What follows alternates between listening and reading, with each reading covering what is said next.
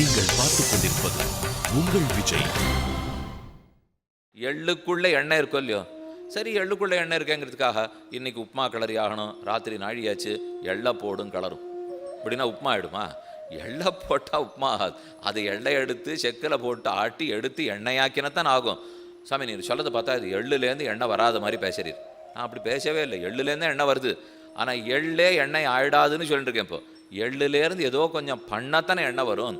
அதே போல் விறகு கட்டை இருக்குது, விறகு கட்டைக்குள்ளே தான் நெருப்பு இருக்குது. அதுக்கு நெருப்புன்றது வரணும் விறகு கட்டையிலேருந்து. தாரு வன்னிவத்து விறக தீப்பிடிக்க வைக்கணும். அது என்னன்னா காஞ்சிருக்கிற விறகா இருக்கணும், அதில் ஒன்றும் ஈரப்பசை இருந்துருக்கூடாது. அப்புறம் தானே திகுதிக்குன்னு எரியும். அப்போ பாலுக்குள்ளே நெய் இருக்குது, எள்ளுக்குள்ளே எண்ணெய் இருக்குது, விறகுக்குள்ளே நெருப்பு இருக்குது. ஆனால் சில வேலைகள் பார்க்காவிட்டால் அது இருக்குங்கிறத நம்ம தெரிஞ்சுக்க முடியாது. அதே போல் இப்போ நாமும் பிரம்மத்தோட ஒட்டிகிட்டே தான் இருக்கோம். சில வேலைகள் பார்த்தா தான் அதை புரிஞ்சிக்க முடியுது. என்ன பண்ணணும்னா அதைத்தான் தியானம்ங்கிறது சாஸ்திரம். எப்படி மோராக்கினமோ அத்தை சிலுப்பி எண்ணெய் எடுத்தமோ அதை காய்ச்சி நெய் எடுத்தமோ, ஆத்மாவா அரே திரஷ்டவ்யோ ஸ்ரோதவ்யோ மந்தவ்யா நிதித்தியாசித்தவ்யா. ஆத்மாவா அரே, இந்த ஜீவன் பரமாத்மாவை பற்றி முதல்ல நிறைய கேட்கணும். கேட்ட பிற்பாடு தியானம் பண்ண ஆரம்பிக்கணும். அப்புறம் இடையூறு இல்லாத தியானமாக இருக்கணும். அப்புறம் நீடித்த தியானமாக இருக்கணும். அப்புறம்தான் நாம் அவரோட ஒட்டின்னு இருக்கோம்னு பார்க்கலாங்கிறது சாஸ்திரம். அதனால் நேர சட்டுன்னு திரும்பி பார்த்தாலாம் ஒத்துரும் தெரிய மாட்டா. அவ்வளோ சுலபத்தில் இருப்பார் அவர். அவரோட ஒட்டின்னு இருக்கோங்கிறது உண்மை. ஆனால் அதற்கு இதெல்லாம் பண்ணாத்தான் புரிய போகிறது. அப்போ சூக்ஷ்ம ஸ்திதியிலே பிரம்மத்தோட சித்து அச்சித்தும் ஒட்டின்னு இருக்கு, அது பிரளயம். ஸ்தூல ஸ்திதியிலே பிரம்மத்தோட சித்து அச்சித்தும் ஒட்டின்னு இருக்கு, அது சிருஷ்டி. இது பிரளயம், இது சிருஷ்டி. இதுலேருந்து இது வாயிருக்குப்போ. அப்போ நான் மொத்தம் சம்மந்தப்பட்டிருக்கிறது யாரோட? மொத்தமே சார்ந்து இருக்கிறது யாரோட? விட்டு பிரியாமல் ஒட்டின்னு இருக்கிறது யாரோட? மொத்தம் அந்த பிரம்மத்தோட தான். இப்போ இந்த ஜீவாத்மா ஒன்று அவரோட தான் ஒட்டின்னு இருக்கார். ஒன்னொன்னுடைய பிரவிற்த்தி நிவிற்த்தி மொத்தமே அவர் அதீனம்தான். அவர் திருமேனியாக இருந்தே தான் இப்போ இவ்வளவு பெருச பிரபஞ்சம் ஆயிருக்கு. அப்போ நான் செய்ய வேண்டியது என்ன? சட்டுன்னு யோசித்தேன். மொத்த பேரும் ஜீவாத்மாக்கள் அத்தனை பேரும் பிரம்மத்தோட ஒட்டிண்டு மாறுதலுக்குட்பட்டு சிருஷ்டியும் போது ஸ்தூலமாயிடுறாளா? அப்படின்னா எப்படி ஆகுன்னு பார்ப்போமே. இந்த புஸ்தகம் இருக்குது, கண்ணாடி இருக்குது, காகிதம் இருக்குது. இது எல்லாம் என்னவா சுவாமி ஆகுங்கிறீர்? பிரளயத்தின் போது என்னவாகுங்கிறீர்? இதெல்லாம் பிருத்திவிலேருந்து வந்தது தானே. ஏன்னா இதை எடுத்தது மரக்கூழ்லேருந்து தானே பண்ணியிருக்கா. மரம் பூமியிலேருந்து வந்தது. அப்போ அந்த பூமியே போய் தனக்கு முன்னாடி இருக்கிறதுல லயிச்சுடும். பூமிக்கு முன்னாடி இப்போ ஆகாஷாத் வாயு, வாயோர் அக்னிஹி, அக்னேர் ஆபஹா, அத்ய பிருத்திவி. ஆகாசத்திலேருந்து வாயு உண்டாகும், வாயுவிலிருந்து நெருப்பு உண்டாகும், நெருப்பிலிருந்து தண்ணீர் உண்டாகும், தண்ணீரிலிருந்து மண் உண்டாகும். அப்போ இந்த பிருத்திவி போய் தண்ணீரில் லயிக்கும், தண்ணீர் போய் அக்னியில் லயிக்கும், அக்னி போய் வாயுவில் லயிக்கும், வாயு போய் ஆகாசத்தில் லயிக்கும், ஆகாசம் அதுக்கு முன்னாடி பதார்த்தம் இருக்குது, அந்த அகங்காரத்தில் லயிக்கும், அகங்காரம் போய் மகான்ல லயிக்கும், மகான் போய் மூல பிரகிருத்தியில் லயிக்கும், மூல பிரகிருதி போய் பிரம்மத்தோட லயிச்சிடும். இதைத்தான் நம்ம பிரளயம்னு சொல்கிறோம். பிரம்மத்திடத்துலேருந்து கிடுகிடுகிடுன்னு மொத்தம் உருவாகும். பிரளயம்னு மணி அடிச்சுட்டார் பெருமாள். கிடுகிடுகிடுன்னு இத்தனை திரும்பி போய் அவரிடத்துல ஒட்டினுடும். அந்த போல் ஒட்டின்னு இருக்கோன்னு சொன்னோம் பிரளயம். இப்படி எல்லாம் விரிவடைஞ்சு இருக்கோன்னு சொன்னால் சிருஷ்டி. இந்த ரெண்டு காலத்தினுடைய வேறுபாடு. இப்போ நம்ம யோசிக்கணும், மொத்தமே இதை போல் அவர்கிட்ட ஒட்டின்னு இருக்கிறதெல்லாம் மாறிண்டே தான் இருக்கா, சிருஷ்டியும் போது பறந்துட்டே தான் இருக்கா? அப்படின்னு பார்த்தா இந்த சிருஷ்டியில் நிறைய ஆபத்துகள்லாம் இருக்குது போல் இருக்கே. ஏதோ நிறையா துக்கமும் வருது, சுகமும் வருது. ஒன்னாடி எனக்கு வேணும் சுவாமி, இந்த ஒட்டின்னு இருக்கிறது மாறுறதுன்றீர், பிரளயம் சிருஷ்டிங்கிறீர். இதை தாண்டி நான் மாறாத எங்கேயான் இருக்கலாமா? நான் சூக்ஷ்மமாக இருக்கிறோம், ஸ்தூலமாலாம் ஆபடாது. இந்த மாறி இந்த சிருஷ்டி ஸ்திதி பிரளயமே எனக்கு வேண்டவே வேண்டாம். அப்படியே இருக்க முடியுமானால் அதே பிரம்மத்திடத்தில் தேடி பார்த்தா இன்னொரு லோகத்தில் இருக்கிறவா இதனால் பாதிக்கப்படாமல் அவரோட ஒட்டின்னு இருக்கா. இது நாமெல்லாம் ஒட்டின்னு இருக்கோம்னா பாதிக்கப்படுறோம். ஏன்னா சிருஷ்டியின் போது பிரளயத்தின் போது, சிருஷ்டியின் போது பிரளயத்தின் போது பாதிக்கப்படுறோம். சுகதுக்கங்கள், நஷ்டங்கள், லாபங்கள் நிறைய இருக்குது. அப்போ நம்ம தேட ஆரம்பித்தோம். இது இப்படியே மாறி போயிருந்தா சுழற்சியாக இருக்குது சுவாமி. ரங்கராட்டினம் சுற்றி விடுறான், இந்த மேலே போகிறது கீழே வருது, மேலே போகிறது கீழே வருது.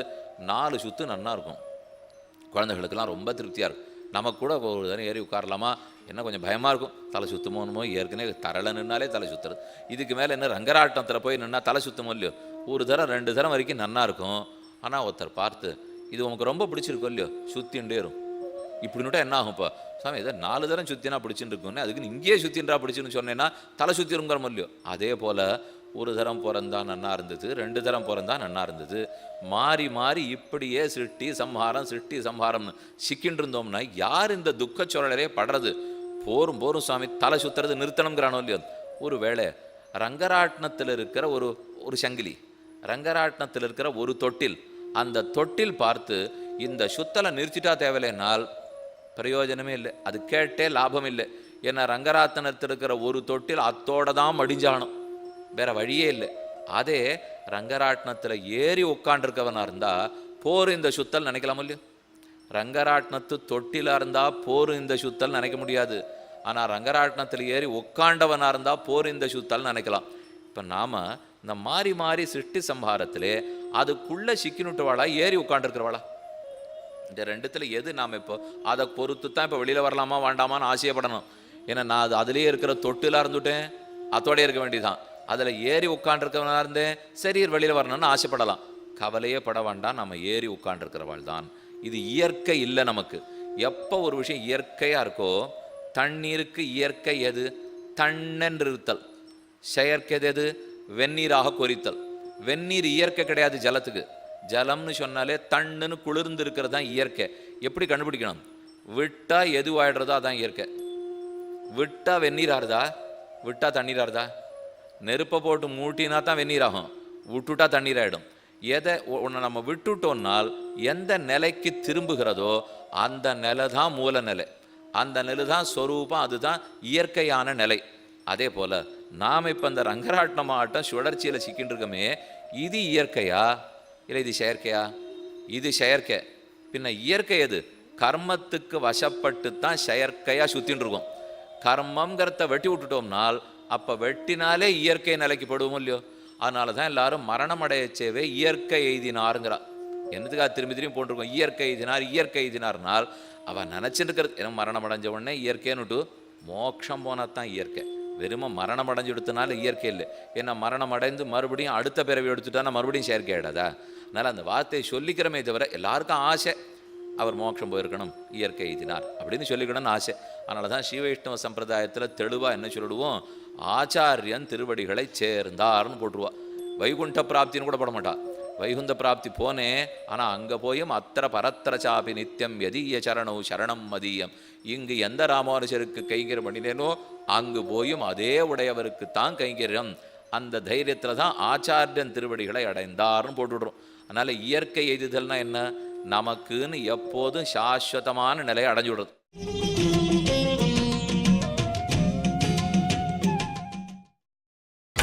நீங்கள் பார்த்துக் கொண்டிருப்பது உங்கள் விஜய்.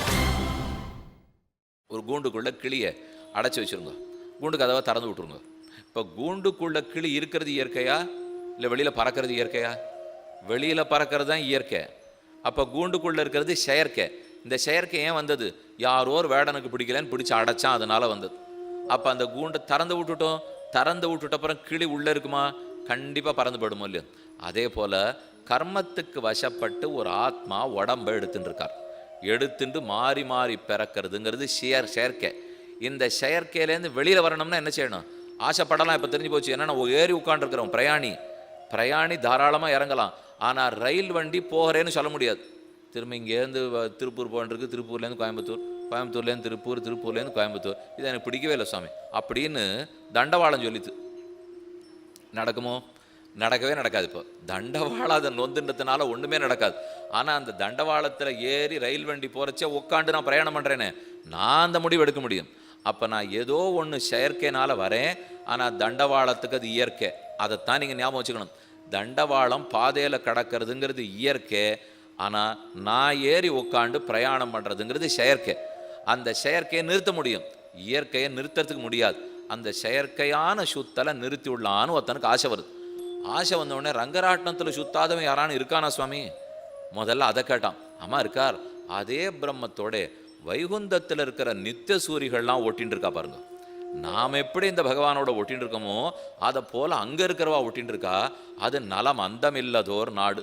என்னைக்கு அது மாறுதலே கிடையாதான்.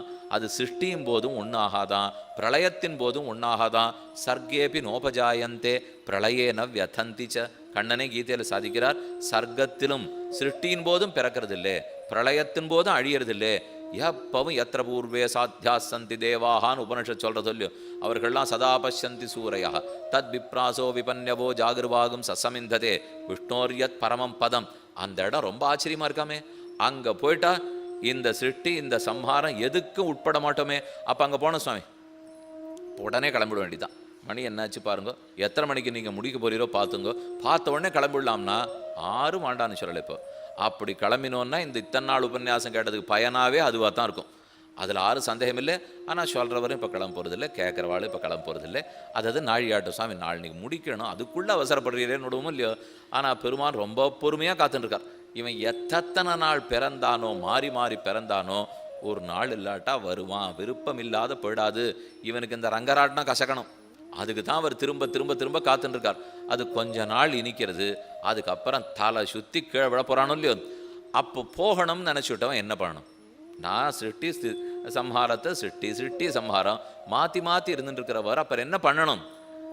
என்ன பண்ணணும்னா, நான் தொட்டிலுக்குள்ளே உட்காண்டிருக்கேன், கீழே இருக்கிறவர் நன்னா சுற்றி விட்டுட்டா சுத்துன்னு சுத்தின்னு இருக்கு. இப்போ உள்ளே இருக்கிறவனுக்கு ஞானோதயம் வந்துடுது, நான் இறங்கணும்னா கூச்சு இல்லாமா?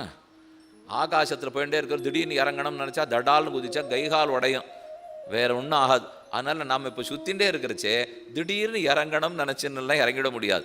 அப்போ மேலே இருந்து ஒரு குரல் கொடுக்கணும்.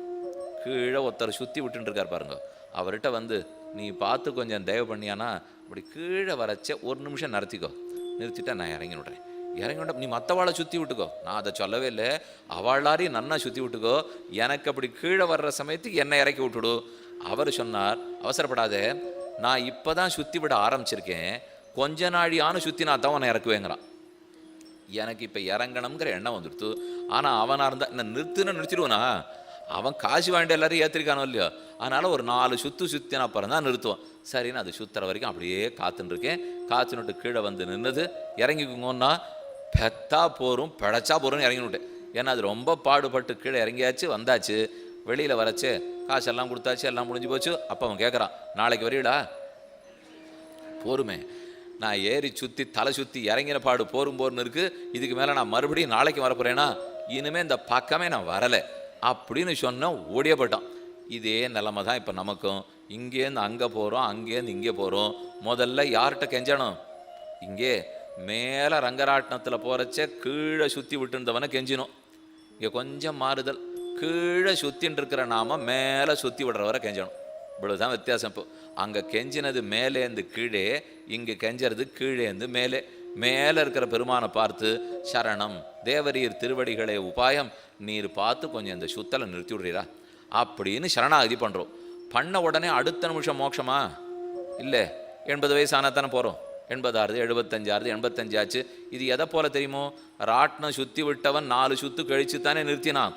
அதை போலத்தான் இந்த 4 சுற்றின்னு இருக்கு நமக்கு. இப்போ நாம் சரணம் இறங்கணும்ன்ற முடிவு பண்ணிவிட்டாலும் சட்டுன்னு குதிச்சிட முடியாது.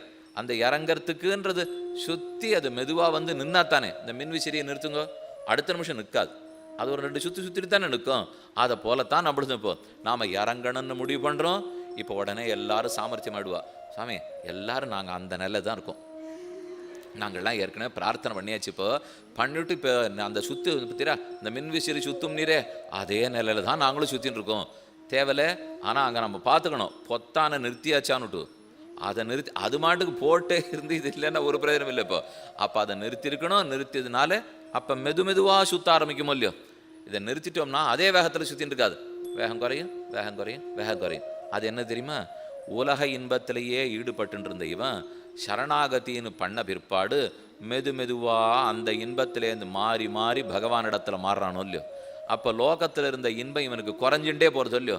அதுதான் இந்த விசிறியினுடைய வேகம் குறைஞ்சுட்டே போகிறாப்புல. அதில் இருக்கிற பற்று போயிடும்.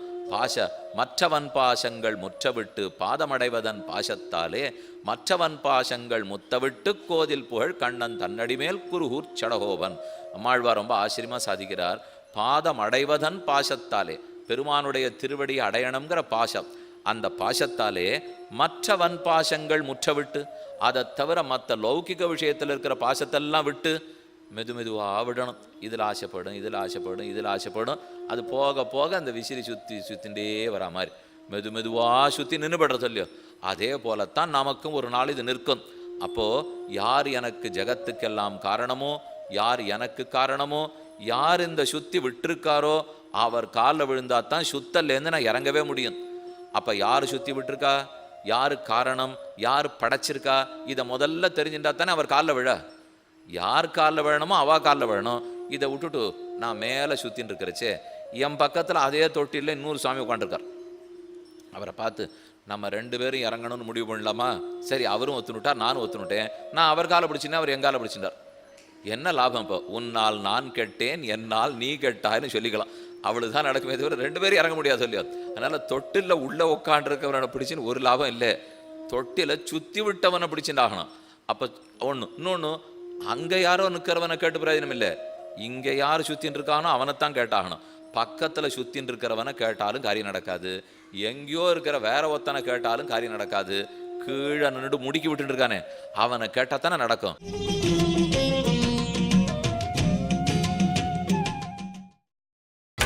நீங்கள் பார்த்துக் கொண்டிருப்பது உங்கள் விஜய். நாம் எல்லாரும் தொட்டில்ங்கிற சம்சாரத்தில் உட்காந்து சுற்றி சுற்றி வந்துட்டு இருக்கோம். பிறக்கிறோம், இறக்குறோம், மேலே போகிறோம், கீழே விடும். அப்போ இந்த சம்சாரத்தில் நிறுத்தணும், இனிமே பிறப்பிறப்பு கூடாதுன்னு முடிவு பண்ண உடனே இதை மொத்தத்தையும் பிராமயன் சர்வபூதானி யந்திராரூடேன மாயையா சர்வசாகம் ஹிருதி சந்நிவிஷ்டா ஒரு தன் ஹிருத்தேசே அர்ஜுன திஷ்டதி. ஏ அர்ஜுன, அந்த பரமாத்மா உன்னுடைய ஹிருதய தேசத்தில் உட்காண்டிருக்கார். உட்காந்துன்னுட்டு உன்னை ஒரு ரங்கராட்டினத்தில் வச்சு சுற்றி விட்டுருக்கார். அவன் கர்மாதீனமாக சுத்துறான் இல்லையோ. வந்தவர் இப்போ கீழே ஏந்து இந்த முடுக்கி விட்டவன் காலில் விழுந்தோம். மேலே ஏந்து சத்தம் போட்டோம், கொஞ்சம் நிறுத்திருப்பார். கீழே இருக்கிறவன் கேட்டான், நீ தானே காசு கொடுத்து ஏறின? காசு இல்லை, இன்னும் 4 சுத்தல் இருக்கு, கவலைப்படாதே. 10 ரூபா கொடுத்துருக்கேன், இப்போ தான் 4 சுத்தல் சுற்றிருக்கேன், இன்னும் 4. சாமி, 10 ரூபாயும் வேண்டாம், 15 ரூபாயும் வேண்டாம், கொஞ்சம் நிறுத்தி நீர்னா தேவையில்லை. என்ன மேலே சத்தம் போடுவோமோ இல்லையோ, அதே போல் பெருமான்கிட்ட பிரார்த்திக்கணும். அவர் நம்மளை கேட்பார், நீ என் காலில் சட்டுன்னு இந்த சம்சார சுழற்சியை நிறுத்திடுன்னு சொல்கிறையே, நீ தானே கர்மங்கிற காசு கொடுத்து ஏறி உட்காண்டிருக்க. நீ பண்ண பாவத்தினுடைய பயனை நீ அனுபவிச்சு தானே ஆகணும். நீ பண்ண புண்ணியத்தினுடைய பயனை நீ அனுபவிச்சு தானே ஆகணும். அதுக்கு தானே ராட்டினத்தை சுற்றி விட்டுருக்கேன்னார். அப்போ அவர் சொன்னார், நான் பண்ண பாவ புண்ணியங்கிற காசு மிச்சம் இருந்தாலும் பரவாயில்ல, நீர் கொஞ்சம் அழிச்சு விடுறீரா? அழிச்சுடும். நான் காசு கொடுத்து தான் ஏறினே ஒத்துக்கிறேன். ஆனால் என்னால் இப்போ அந்த காசே தாங்க முடியல. அந்த பாவத்தையும் புண்ணியத்தையும் அழிச்சுடும். அழிச்சுட்டு என்னை இறக்கி விட்டுட்டா தேவலே. என்ன அவர் திருவடிகளை பற்றுகிறோம். சர்வதர்மானு பரித்தியஜ்ய மாமேகம் சரணம் விரஜ அகம் துவா சர்வ பாபேபியோ மோக்ஷயிஷ்யாமி மா சுச்சா. நான் உன்னை எல்லா பாவங்களில் நின்று விடுவிக்கிறேன்னு சொல்லச்சே மொத்த காசும் போடும், மிச்சம் ஒன்று நிலுவையில் இருக்காது. கொஞ்ச நாள் கழிச்சு அன்னைக்கு 10 ரூபா கொடுத்ததுக்கு 4 சுற்று சுற்றிட்டு இறக்கி விட்டுட்டியே, மிச்சம் 4 சுற்றுன்னு வரப்படாது. அன்னைக்கு அந்த 10 ரூபா இல்லைன்னு கழுத்து போட்டு கொடுத்துட்டோமோ இல்லையோ, அத்தோல் அது மொத்தமே முடிஞ்சுது. அதனால கர்மங்கள்ங்கிற காரணமாய் செயற்கையாய் மாறி மாறி சம்சாரத்தில் பிறந்தோம் இறந்தோம். அதற்கு பக்கத்தில் இருக்கிற சம்சாரி காலில் விழுந்து பிரயோஜனம் இல்லை, அவரும் தொட்டியில் உட்காண்டிருக்கார். அப்போ இதை சுத்தி விட்டவன் யாரோ அவன் காலில் விடணும். யார் சுத்தி விட்டவன் எப்படி தெரிஞ்சுக்க? ஜகத்துக்கு காரணமாரோ அவர் தான் சுத்தி விட்டவர். அதனால உபனிஷத்து சொல்றது காரணந்து தியேயா. ஜகத்காரணமாரோ அவனை தியானம் பண்ணு. அவரை தியானம் பண்ண பண்ண உன்னை இந்த ஜகத்திலேருந்து வெளியேற்றி விடுறார். இந்த பிரபஞ்சத்துக்கெல்லாம் அவர் காரணம். காரணத்தின் திருவடியை பற்றினால் இனி பிரபஞ்சத்தில் நீ விட வேண்டிய தேவையே இல்லை, உனக்கு மோட்சம் கிடைக்கிறதுங்கிறது இப்போ அர்த்தம். இதிலேருந்து நம்ம வெளியில் வரணும்னு ஆசைப்பட்டால் ஒரே வழி பிரம்மத்தின் திருவடிகளை பற்றுவது தான். அவரை பற்றி தியானிக்கணும், அவரை உபாசிக்க வேண்டும். அவர் தான் இறுதியில் நமக்கு மோட்சம் கொடுக்கிறார் என்று பரத்வாஜருக்கு பிருகு சொல்லி முடிக்கிறார். ரொம்ப ஆச்சரியமான அர்த்தம். இதை இப்போ ஞாபகம் வச்சுங்க. அப்போ ஜகத்துக்கு காரணம் எதுன்னு தெரிஞ்சுக்கணும், அதை குறித்து தியானம் பண்ணணும், உபாசனம் பண்ணணும். அப்போ அவரே நம்மளை இந்த சுத்தல்லேருந்து வெளியில் கொண்டு விடுறார், நம்முடைய பாபங்களை எல்லாம் தொலைத்து விடுகிறார். இது வரைக்கும் உண்மை. இதே இப்போ உற்பத்தியை பற்றி சொல்லி முடிச்சுட்டார். அதுக்கப்புறம் ஒரு சந்தேகம் வந்தது. சரி, இந்த தொட்டில் ஒருத்தன் ஏறி உட்காண்டிருக்காருன்னு பார்த்தோமோ இல்லையோ, நான்கிற ஆத்மா நிறைய பேர் தொட்டில் ஏறி உட்காண்டிருக்காளோ இல்லையோ. இப்போ ஒரு சுத்தல் சுற்றி முடிஞ்சு போச்சுன்னா மறுபடியும் இன்னொரு கோட்டி வரும். அவள் ஏறி உட்காந்து சுற்றிகிட்டே இருப்பாள். அந்த கோட்டி 12 சுற்று முடிஞ்சு போச்சு, இறக்கி விட்டு அனுப்பிச்சி விட்ருவோம். அப்புறம் அடுத்த கோட்டி வரும், ஏறி உட்காந்துப்பா. அதை போலத்தான் எனக்கும் இப்போ இந்த பிறவி எடுத்துகிட்டு இருக்கேன். ஒரு கோட்டி ஆட்கள்லாம் வாழ்ந்து இந்த குடும்பத்திலே மாமனார் மாமியார் ஒரஹத்தி நாத்தனார் இதெல்லாம் சேர்ந்து ரங்கராட்டினம் ஒரு சுற்றும் முடிஞ்சு போச்சு. இந்த குடும்பமே முடிஞ்சு போச்சுன்னா இறக்கி விட்ருவான்னு இது வேறு ஆட்டத்துக்கு போயிடும். ஏன்னா ஒரு பொருட்காட்சிக்குள்ளே வரைச்சே பார்த்தேன். இப்போ ஒரே பொருட்காட்சி வச்சுருக்கான். வச்சுன்னா இங்கே ஒரு ஆட்டம் இருக்குது, அங்கே ஒரு ஆட்டம் இருக்குது, அங்கே ஒரு ஆட்டம் இருக்குது, அப்படி கோஷ்டி போகிறது. இந்த ஆட்டத்துக்குள்ளே போய் ஒரு ஆட்டம் ஆடுறது, முடிஞ்ச உடனே அப்படியே பேசினா அது நன்னா இருக்கு போகலாங்கிறா, அங்கேருந்து அது நன்னா இருக்கு போகலாங்கிறா. இப்படித்தான் நம்ம பிறந்துட்டே இருக்கோம், மாறி மாறி இறந்துட்டே இருக்கோம். ஆனால் ஒரு வித்தியாசம் இருக்குது. இங்கே இருக்கிற கோஷ்டி ஒரே குடும்பம், இந்த 4 பேரே தான் எல்லா ஆட்டத்துக்கும் போகிறா. ஆனால் நாம் பண்ணுறது இங்கே கோஷ்டி வேற பிரிஞ்சிடும், உட்கட்சி பூசல். இங்கேருந்து இவா மாறிடுவா, இந்த ஆட்டத்தை ஆடின 2 கோஷ்டி 2 பேர் அங்கே போய் சேர்ந்துப்பா, அங்கேருந்து 2 பேர் இங்கே வந்து சேர்ந்துப்பா. எந்த கோஷ்டி கடைசியில் எந்த ஆட்டத்தில் இருக்குன்னே கண்டுபிடிக்க முடியாது, நமக்கு கண்டுபிடிக்க முடியாது. ஆனால் மேலேருந்து பொருட்காட்சி ஒருத்தர் சூத்திரதாரி நடத்திட்டு இருக்காரோ இல்லையோ, அவர் சரியாக ஞாபகம் வச்சுட்டு ரொம்ப பிறவியில் ரொம்ப பேர் இங்கேருந்து அங்கே போயிட்டு அங்கேருந்து இங்கே போயிட்டு வந்துட்டு இருக்கா, கடைசியில் ரங்கராட்டனத்தில் சுற்றின்னு இருக்கான், கிளம்புறானா இல்லையா பார்ப்போம். அந்த சுத்தல் நிற்கணும்னு பிரார்த்தித்தோம்னா அப்போ பெருமான் அனுகிரகிக்கிறார். அப்போ ஜகத்துக்கு காரணத்தை தெரிஞ்சுக்கணும், ஜகத் எப்படி சிருஷ்டிக்கப்பட்டது புரியணும். அவரே உபாதான காரணம், அவரே நிமித்த காரணம், அவரே சககாரி காரணம். வேர் முதலாய் வித்தாயின்னு ஆழ்வாருடைய பாசம். அவர் வேராய் முதலாய் வித்தாய் எழுந்தருளி உள்ளார். அப்போ அவரிடத்திலே பிரார்த்திக்கிறோம். காரண தத்துவத்தை தியானித்தால் காரியம் அத்தனை காரணத்தை தெரிஞ்சுனுட்டா அப்போ காரண தத்துவத்தோடையே நம்ம போய் சேர்ந்து விடலாம். போயிட்டு அவரோட இன்னொன்று ஓட்டினது எதுக்கு மாறுதலுக்கு உட்படாத அந்த லோகம், அந்த லோகத்தில் போய் சேர்றோம். அப்போ முக்தாத்மாங்கிற பேர் வருது. ஜீவாத்மாக்களை 3 கோஷ்டியாக பிரிச்சுடணும். ஒன்று பத்தர்கள், இப்போ இருக்கிற நாம் சம்சாரத்துக்குள்ளே இன்னும் கட்டுப்பட்டு கிடக்கிறோமோ இல்லையோ, நாமெல்லாம் பத்தர்கள். இந்த பக்தர்கள் முக்தி அடைஞ்சுட்டா முக்தர்கள். வைகுந்தத்திலே எப்பவும் இருக்கிறவா நித்தியர்கள். அவ இங்கே வரவே இல்லை, பிறக்கவே இல்லை. ஆதிசேஷன், திருவரந்தாழ்வான்னு சொல்கிறோமே ஆதிசேஷன், கருடன், விஸ்வக்சேனர், குமுதன், குமுதாக்ஷன், சண்டன், பிரச்சண்டன், ஜெயன், விஜயன், கோடிக்கணக்கான பேர். இவா இத்தனை பேரும் வைகுந்தத்தோடையே இருக்கா. அவர்கள்லாம் நித்திய சூரிகள், அஸ்பிருட்ட சம்சார கந்தர்கள். அடுத்த கோஷ்டி முக்தாத்மாக்கள், இங்கே இருந்துட்டு அங்கே போய் செஞ்சிருக்கிறவா. 3வது கோஷ்டி பத்தாத்மாக்கள், இங்கேயே இருக்கிறவா. ஆனால் எல்லாருக்கும் ஒரு பொதுவான உடமை இருக்கு. இப்போ மொத்த பேரும் ஜீவாத்மாக்கள், மொத்த பேருக்கும் அந்தராத்மா பரமாத்மா. அந்தராத்மா அந்தராத்மான்னு என்ன? பரமாத்மா தான் அந்தராத்மா. இந்த சரீரத்துக்குள்ள ஆத்மா இருக்கார். எதுக்குன்னா இந்த நான் பண்ணியிருக்கிற கர்மத்தின் பயனை அனுபவிக்க ஒரு சரீரம் எடுத்துட்டு இருக்கேன். இந்த சரீரம் வரைக்கும் இந்த கர்மம் ஓடிண்டே இருக்கும். நான் பல கர்மாக்கள் பண்ணி அதுக்கு சஞ்சித கர்மான்னு பேர். ஒரு பெரிய கோஷ்டி, அது பெரிய மூட்டை. அந்த மூட்டை சஞ்சித கர்மாலேருந்து இவ்வளவு எடுத்து பெருமாள் கையில் பிரசாதம் கொடுப்பார். கொடுத்தா இப்போ பெரிய கூடையில் சுண்டல் பண்ணியிருப்பா. அப்படி பார்த்துன உடனே ஒருத்தர் ஒரு கூடை சின்ன கூடை எடுத்துன்னு இப்படி கோட்டிக்கு போவார், ஒருத்தர் பெண்கள் கோட்டிக்கு போவார், ஒருத்தர் வாசலில் இருக்கிறவா கோட்டிக்கு போவார். பட்ட அந்தந்த கூடையில் கொஞ்சம் கொஞ்சம் வருது இல்லை. இதை போல தான் இப்போ நம்ம கூடையில் ஏதோ கொடுத்துருக்காரு. அவர் நிறைய சஞ்சித கர்மா வச்சுருக்கோம். அதுலேருந்து கொஞ்சம் எடுத்து நீ அனுபவிச்சுட்டு வான்ருக்கார். அதுக்காக இந்த பிறவி இந்த பிறவி இந்த பிறவி அந்த பிராரப்த கர்மா முடிஞ்சுடுத்துன்னு வச்சுங்க. எதுக்கு நாம் அனுபவிக்க ஆரம்பிச்சிருக்கோமோ அது பிராரப்த கர்மா. அந்த கர்மா முடிஞ்சுடுத்துனா முடிஞ்சது, இனிமே ஒன்று பெரிய மூட்டை இருக்குது, இன்னொன்று வரப்போகிறது.